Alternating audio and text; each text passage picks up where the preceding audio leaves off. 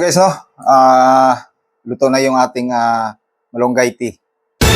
What's up guys, mga paps? Ride safe, no? Dahil maulan ngayon at hindi tayo bumiyahe, no? Dahil may pasok tayo sa ating trabaho. So nandito tayo ngayon sa bahay ni boss. At ito, gumagawa tayo ng uulamin natin, no? Malunggay, daw ng malunggay. At mayroon tayong kamatis at saka ampalaya. So itong ulam pala guys, itong gulay na to, itong malunggay na to, grabe yung benefits nito sa katawan. Anti-cancer to guys. At lahat ng klaseng vitamins nandito na. So pwede mo siyang gawin araw-araw, no? Gawin mo siyang malunggay tea. Pwede mo siyang pakuluan, isang baso, isang tangkay, isang baso. Araw-araw. Sigurado lalakas yung katawan mo guys. At papagalingin niya pa yung mga sakit-sakit mo, no? Dahil dito ay marami siyang vitamins na dala. Itong dahon ng malunggay tea. Lalo sa sinabawang manok mo, native. Haluan mo lang siya ng tanglad. At haluan mo ng papaya. Talo-talo na. Ito yung uso sa probinsya guys. Diba? Relate ba kayo dito? Malunggay, tanglad, papaya, manok na native, doon sa kapitbahay galing lahat. Kaya ang tao sa probinsya guys, healthy, no? Wow!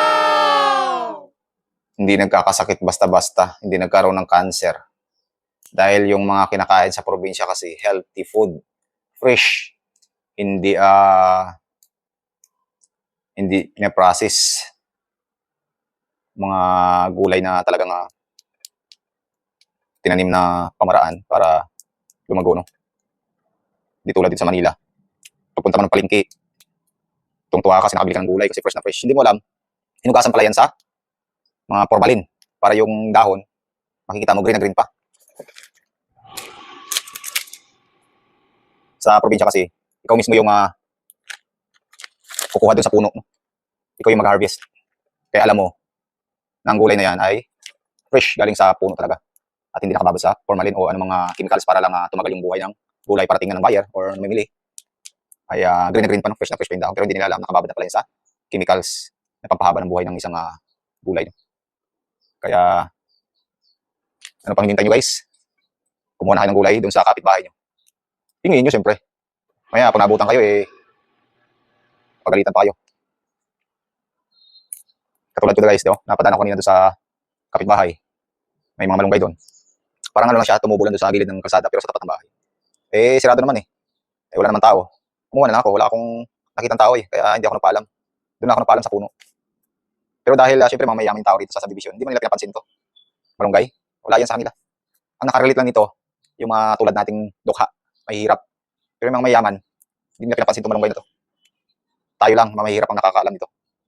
Kaya, panatilihin nating kumain ng gulay. Ika nga sabi ng bata kumain ng gulay, pampahaba ng buhay. May bata naman nagsabi, araw-araw na ng gulay, baka hindi na tayo dito mamamatay. Okay guys, no? Tapos na natin himayin yung ating malunggay tea. Ayan. At pinakulo na natin yung ating ampalaya. Ayan. So haluan natin yan ng munggo. So guys, ihalo natin yung ating malunggay, no? Yung hinimay-himay natin kanina. Ito na guys. Ayan. Ito kasi guys, ang malunggay ay lahat ng vitamins nandito na. At ito ay gamot sa mga cancer, no? Lalo dun sa cancer sa dugo. Kasi may napatuloy nito guys. Isang batang may leukemia.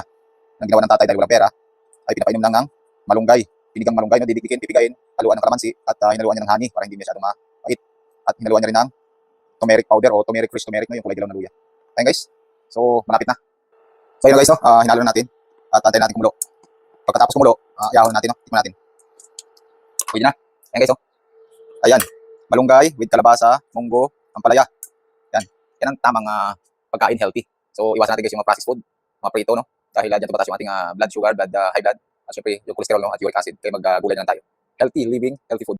Guys, no? Luto na yung ating malunggay tea. Ayan. Nandito na. Hinalo ko na para isang kainan na natin, isang hugasan na lang. At syempre, hindi mawala yung fresh kamatis natin. Ayan. Talagang napakasarap nito, guys. Kaya, thank you for watching. Like,